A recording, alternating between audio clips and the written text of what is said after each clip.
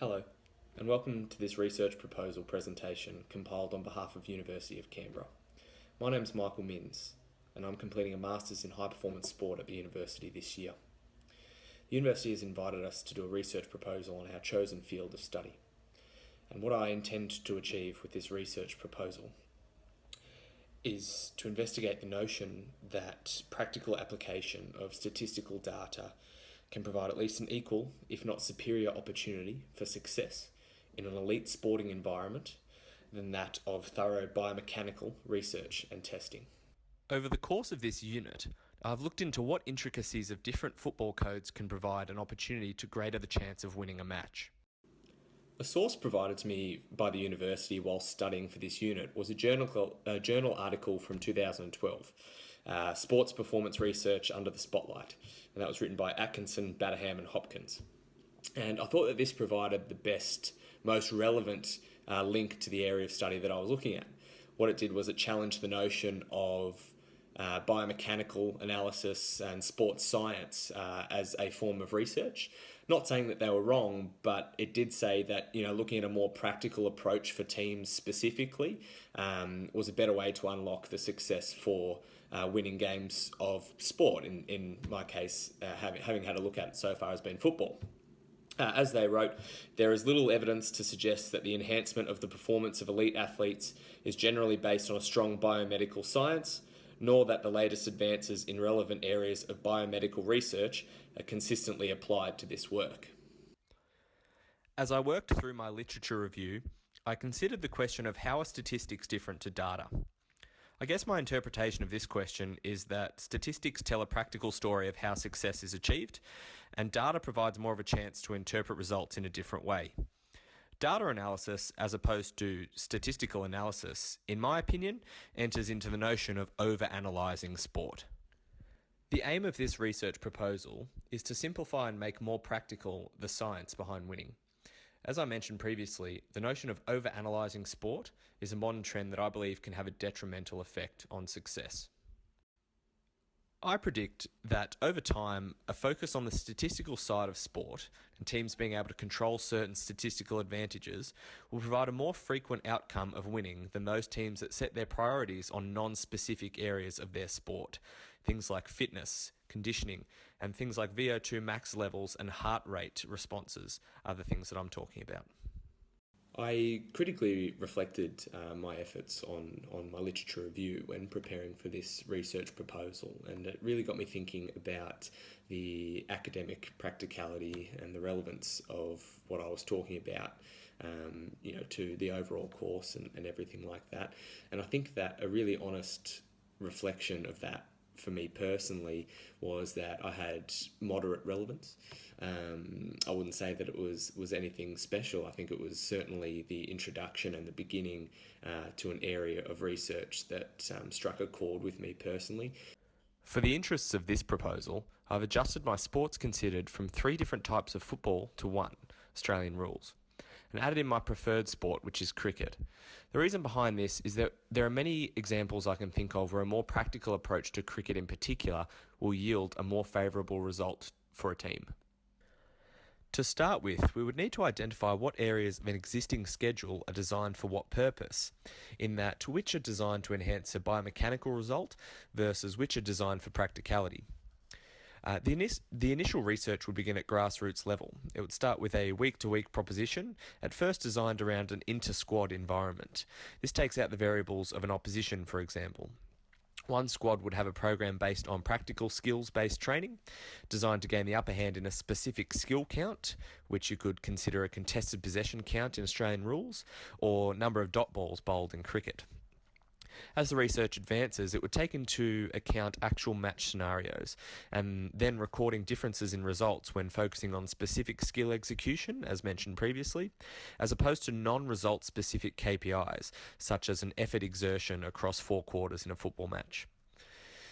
The research that was conducted on the inaugural AFLW season found that teams won a vastly higher percentage of matches when either winning or approximately equal in the contested possession statistic. Cricket research could start with the T20 format and specify a particular area of focus. I would argue that the team that bowls more dot balls in an innings of a T20 match would win more games than the teams which have the best aerobic endurance, for example. This takes into account our practical nature versus our biomechanical nature. Further momentum of the research could then see the program implementation into existing infrastructure, such as the Bupa National Performance Centre for cricket and the AFL Draft Combine, to provide more relevant coaching for junior players as they progressed. Whilst research is conducive to playing out over a long term, the benefit of this type of research mentioned is that investment is at a minimum. Skills coaches would be the early and consistent expense as we shift from a sports science background to looking at practical outcomes going forward.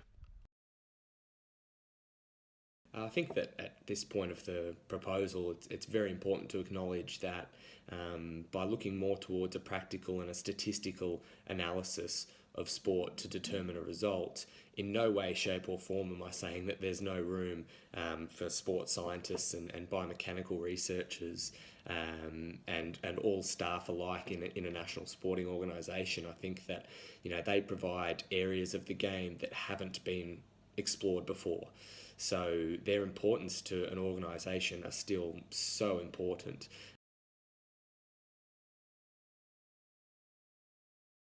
I think that one of the things that doesn't get considered a lot, when it comes to the argument of having a physiological training load versus a practical training load is that, in a competition like the AFL, you're dealing with elite athletes and, I think that naturally they're going to be more gifted in terms of their ability to run, to jump, to mark the football, to kick the football, to handball the football, than regular people. So in no way, shape or form am I saying to scrap any aerobic fitness routine or anything like that.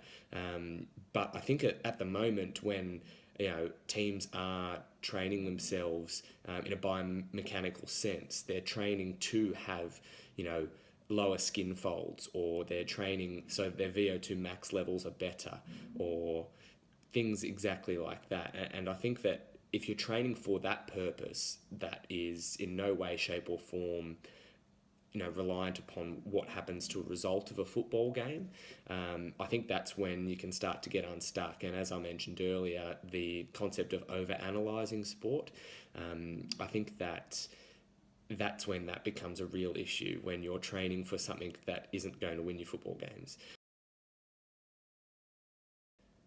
I think that this type of research can take place over the course of a season. So if you were going to look at both cricket and Australian rules, for example, the research could take place over a whole year, essentially, as you've got a winter sport and a summer sport. I think that at any level, whether it be the very elite or even a grassroots level, and locally, I think of the NEFL competition or even Premier grade cricket. It could take place in that sort of environment as well, because what you can do is have two separate training programs essentially for two different teams. So whether it is at a lower level, such as local cricket, you could have a first grade side that's really focusing on practical elements of the game, and that is hitting balls and all of that sort of thing. And you can have the second graders really looking toward a more fitness-based routine. It'd be very interesting to see the results on, which side had more success relative to the rest of their competition. I understand that there are a lot of variables in that, but I would suggest that the team that had the more practical approach would be the one that had the more success. Thank you very much for taking the time to watch and listen to my research proposal today. Elite level sport for me represents a lot more than just an area of research and something to consider. It does represent more of a way of life for myself, and certainly a lot of my passions lie in elite level sport, particularly through Australian rules and cricket, as mentioned earlier. I'm looking forward to building upon the introduction to the areas of research that I've looked at throughout this particular proposal, and building that further and further up as I intake a lot more sport and apply it in a more practical and also academic manner. Please see the next slide for a list of references that I found useful both throughout my literature review and also through applying it into this proposal.